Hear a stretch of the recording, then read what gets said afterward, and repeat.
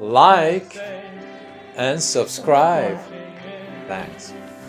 Welcome to Saints at Manahawkin United Methodist Church. We have a very special guest today. Her name is Dorothy Hadden. So my next question then, how did you come to this church, Manahawkin Methodist Church? As I recall, Yeah. I think it was John Lemke that invited us. Oh, really? All right. How about that? Invitation, Yes, personal yes. invitation. Yeah, we were down for it was before John took my John. We got more Johns. That's right. Isn't it? Before it was like a meet and greet for the new superintendent. Oh, and, okay. Okay. And they asked, where we went to church, and I told them we'd been going to the Methodist church. Mm-hmm. We were married in the Methodist church Oh, in you are. Fredonia, Yeah, yes, yeah. our college town. Because you were Catholic and John was Baptist, is that why you married in a Methodist church? Some people do that. Well, no, I had been attending church with John for a couple years Oh, I see. before that. Yeah. So I was kind of pretty much a done deal that I was going to come over, and but that's how we got here. Do you remember the year that you started coming to this church? Who was the minister? Perhaps I'm asking too much. The only one I can remember, and there was one, it might have been, was it Pastor Estelo that was only? Oh, I heard he was ministering here in 1970s. Okay, because we came in 75. Oh, maybe that's, yeah. But I remember Jim Thompson, and oh yes, sure. Yeah. Oh, Names are not so good anymore. Let's face it, I'm 92. Come on, I have an excuse. That's good. Milton. Lecomte. Yeah, Lecomte. And and there are a couple of lady ministers afterward, right? Yes. Carol something. Again, I don't. Yeah. All right. So you remember John Haig, member of this church? Yes. Who else you remember members of this church at the time? 1970s. Wow. I remember Mrs. Goldberger. Oh. Eileen's mother. Yes. Oh. Yep. I see. And I think her husband had been I don't know whether she was on the school board or. Oh, is that I know right? Eileen was a teacher. She was a teacher. Yeah, that's right. Oh, I see. So, we got involved very quickly. That's right. And, coming here was like coming home. Yeah. So I have another question. If you want to say like the few words of wisdom with our growing up younger generation, or life principles that you live by, what would it be? Okay, well, the first one, of course, is the golden rule. Yeah, that's very interesting. I mean, your generation, almost everybody that I interviewed, they say golden rule. It must feel like in those times that you were growing up with. And the next, I had a couple of them down here. One of them, the other one is, and this is something I'm thinking more of my children. Yes, the advice that's I true. would give. That's right. What is love one another, because family is everything. Family is everything. Mm-hmm. And my family so far has done a good job of not having infighting and that kind of thing some families do. Yeah. Sadly, some families do. Yes. Yeah. Yep. Mm. And this is a strange one, but I've always kind of liked it. The expression "bloom where you're planted." Oh, okay. We have moved around so much that John has done the planting because it's always based on his job. Oh, okay. But making the home and that kind of thing has been my job. That's right.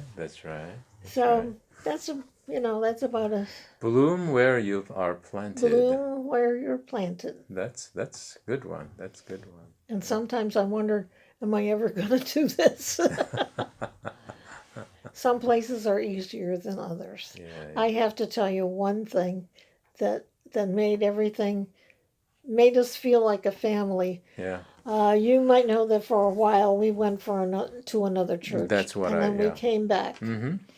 And the Haynes always sat across the aisle. We always sat in the same place. Mm-hmm. We walked into church just when we returned, Mm-hmm. and Jane Haynes was sitting there, and she said, "Sit right over there. That's your seat. Nobody else sits there." So talk about feeling at home. I really, I think we did the right thing. Jane Haynes remembered you right there, right? Oh, this, So when you first joined this church in 1970s, I think Jane Haynes was there too, right? yes. She's oh, a yes. lifelong member. In fact, Jim, I don't know whether you know it, but Jim worked at their garage when he was in high school. Oh, garage means they had a gas station? They had a gas station at the corner, Oh.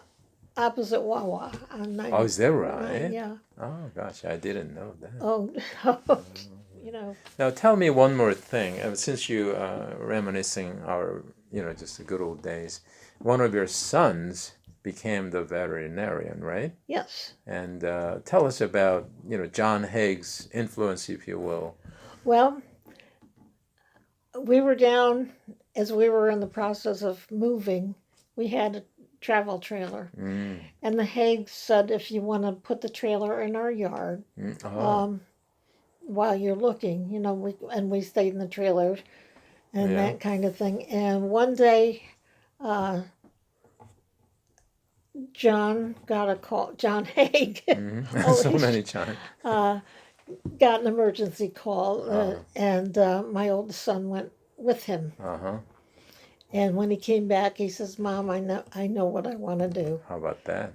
And he worked summers when he was out of college. During college, he worked at John's, and Yeah. and lo and behold, he became a veterinarian. That's right. How and about he still that? is. Now he's in Vermont now? Yes. Yeah, that's right. And tell us about your couple of pictures that you brought in. Oh my goodness. Please. I have more, and I left them on my Yes. dresser. We'll post them. That one is, how old are you at the time? I was about 17 or 18. I Oh, think this is in your high school. Yeah. In fact, I made the blouse. Oh, you did blouse Yes, yourself. I did. I'll show you in a bigger picture later on. How about And that? then this is your my senior picture in college, I believe.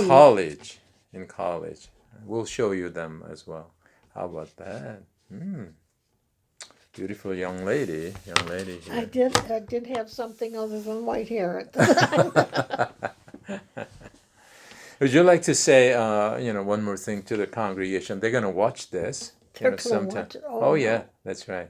So you could say the words of greeting or something. Anything you want to say to the congregation? Oh, hi! It's good to hear from some of you. I hear from Pauline once a month. She comes in with communion for me, and that's right. And Delcita calls me quite regularly and brings fresh flowers every so often. Yeah. And people call, and I bump into people here and there, but I don't get out much. That's right. No, just for information, she stays in the same place as Phil Silvestri. That's another member of this church. Yes. Right. Do you see him often? Yes. Well, everybody comes to their meals dinner, at the same place, except today. Yeah, that's right. They've cut back on the number of people at the tables. Oh yeah. Because of COVID. Oh, again? Oh man. So they test us every week. Oh yeah.